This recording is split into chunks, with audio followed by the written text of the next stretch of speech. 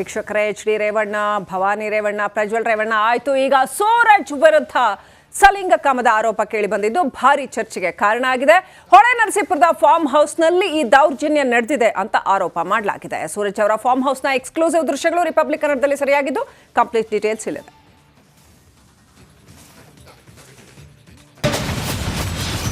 ಸೂರಜ್ ವಿರುದ್ಧ ಲೈಂಗಿಕ ದೌರ್ಜನ್ಯ ಆರೋಪ.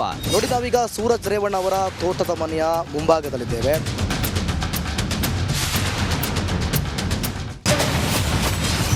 ಜೂನ್ 16ರಂದು ತೋಟದ ಮನೆಯಲ್ಲಿ ಏನಾಗಿತ್ತು? ಅವರ ಪ್ರೈವೇಸಿ, ಅವರ ನೆಮ್ಮದಿಗೋಸ್ಕರ ಏನೆಲ್ಲ ಬೇಕು ಅದನ್ನ ಮಾಡಿಕೊಂಡಿದ್ದಾರೆ. ರಿಪಬ್ಲಿಕ್ ಕನ್ನಡದಲ್ಲಿ ಫಾರ್ಮ್ ಹೌಸ್ನ ಎಕ್ಸ್ಕ್ಲೂಸಿವ್ ದೃಶ್ಯ.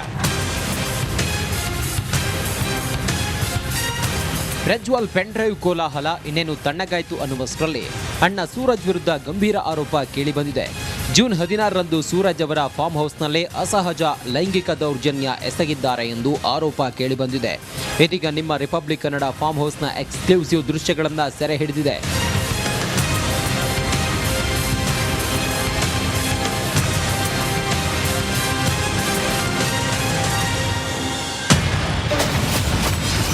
ಫಾರ್ಮ್ ಹೌಸ್ನಿಂದ ರಿಪಬ್ಲಿಕ್ ನಾನ್ ಸ್ಟಾಪ್ ಅಪ್ಡೇಟ್. ಹೊಳೆನರಸೀಪುರದಲ್ಲಿನ ಕನ್ನಿಗಡ ಫಾರ್ಮ್ ಹೌಸ್ನಿಂದ ರಿಪಬ್ಲಿಕ್ ಕನ್ನಡ ಎಕ್ಸ್ಕ್ಲೂಸಿವ್ ದೃಶ್ಯಗಳನ್ನು ನಿಮ್ಮ ಮುಂದೆ ಇಡುತ್ತಿದೆ. ತೋಟದ ಮನೆಯಲ್ಲಿರುವ ಏಕೈಕ ನ್ಯೂಸ್ ಚಾನೆಲ್ ಅಂದರೆ ರಿಪಬ್ಲಿಕ್ ಕನ್ನಡ ಮಾತ್ರ. ಇಲ್ಲಿವರೆಗೂ ಯಾರು ಪ್ರಸಾರ ಮಾಡದ ದೃಶ್ಯಗಳು ರಿಪಬ್ಲಿಕ್ ಕ್ಯಾಮೆರಾದಲ್ಲಿ ಸೆರೆಯಾಗಿದೆ. ಸೂರಜ್ ರೇವಣ್ಣ ಅವರ ತೋಟದ ಮನೆಯನ್ನ, ಆ ಬಂಗ್ಲೆಯನ್ನು ಕೂಡ ನೀವು ಗಮನಿಸ್ತಾ ಇದ್ದೀರಾ. ಈ ಬಂಗ್ಲೆಯಲ್ಲೇ ಸೂರಜ್ ರೇವಣ್ಣ ಶನಿವಾರ ಮತ್ತು ಭಾನುವಾರ ಅತಿ ಹೆಚ್ಚಾಗಿ ಅವರು ಇಲ್ಲೇ ಕಾಲ ಕಳೀತಾರೆ. ಸೊ ಹಾಗಾಗಿ ಅವತ್ತಿನ ಅಂದರೆ 16ನೇ ತಾರೀಕು ಆತ ಶಿವಕುಮಾರ್ ಅವರ ಮಾಹಿತಿಯ ಮೇರೆಗೆ ಇದೇ ಮನೆಗೆ ಆತ ಹೋಗಿ ಅವರ ಹತ್ರ ಸಹಾಯ ಕೇಳಲಿಕ್ಕೆ ಅಂತ ಹೋಗೋದು. ನೋಡಿ, ಇಲ್ಲಿದೆ ಅದರ ಗೇಟ್. ನಾವು ಬಂದಂಥ ಸಂದರ್ಭದಲ್ಲಿ ಇಲ್ಲಿ ಯಾವುದೇ ರೀತಿಯ ವೆಹಿಕಲ್ಸ್ಗಳಿರಲಿಲ್ಲ. ಈಗ ಒಂದಷ್ಟು ವೆಹಿಕಲ್ಸ್ಗಳು ಕೂಡ ಬಂದಿದೆ, ಸ್ವಿಫ್ಟ್ ಕಾರ್ ಕೂಡ ಬಂದಿದೆ. ಸೊ ಹಾಗಾದರೆ ಅವರೆಲ್ಲರೂ ಕೂಡ ಬಂದಂಥ ಸಂದರ್ಭದಲ್ಲಿ ಗೇಟ್ ಓಪನ್ ಮಾಡುವಂಥ ಕಾರ್ಯ ಆಗಿದೆ. ಆದರೆ ನಾವು ಜಸ್ಟ್ ಒಂದು ಕ್ಯಾಶುವಲ್ ಮೀಟ್ ಮಾಡೋಕ್ಕೆ ಅಂಥೇಳಿ ಮಾತಾಡ್ಸೋಣ, ರಿಯಾಕ್ಷನ್ ತಗೊಳ್ಳೋಣ ಅಂಥೇಳಿ ಬಂದ್ವಿ.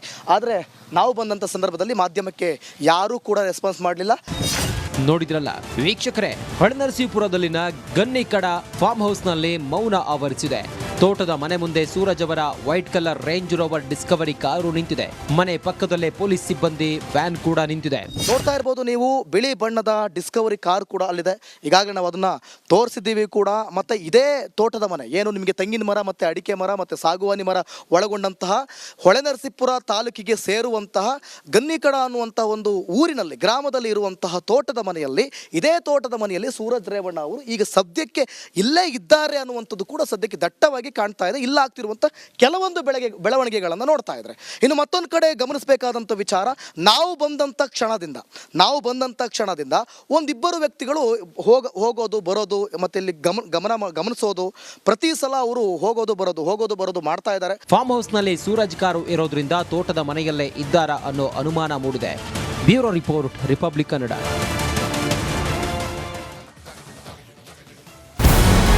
ನಮಸ್ಕಾರ, ಕರ್ನಾಟಕ ಪ್ರೈಮ್ ಟೈಮ್ಗೆ ಸ್ವಾಗತ. ನಾನು Jayaprakash Shetty.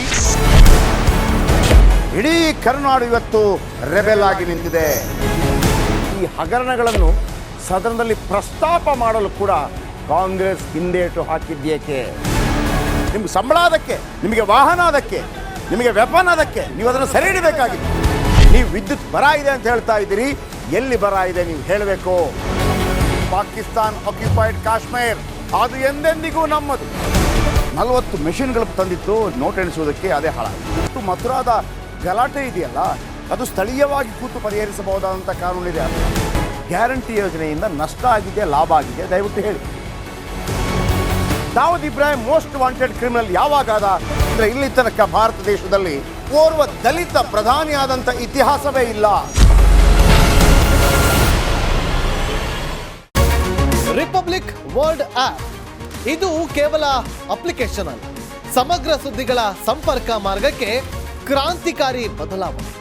Republic world app ಕೇವಲ ಸುದ್ದಿ ಅಪ್ಲಿಕೇಶನ್ ಅನ್ನ ಪರಿಚಯ ಮಾಡ್ತಾ ಇಲ್ಲ, ಬದಲಾಗಿ ಡಿಜಿಟಲ್ ಸುದ್ದಿ ಬಳಕೆಯ ಹೊಸ ಯುಗಕ್ಕೆ ನಾಂದಿ ಹಾಡ್ತಾ ಇದೆ.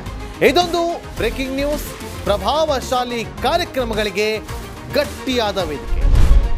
ರಿಪಬ್ಲಿಕ್ ವರ್ಡ್ ಅಪ್ಲಿಕೇಶನ್ ಈಗ ಲೈವ್ ಆಗಿದೆ. ಗೂಗಲ್ ಪ್ಲೇಸ್ಟೋರ್ ಮತ್ತು ಆಪಲ್ ಆಪ್ ಸ್ಟೋರ್ ಎರಡರಲ್ಲೂ ಲಭ್ಯವಿದೆ. ಈಗಲೇ ಡೌನ್ಲೋಡ್ ಮಾಡಿ.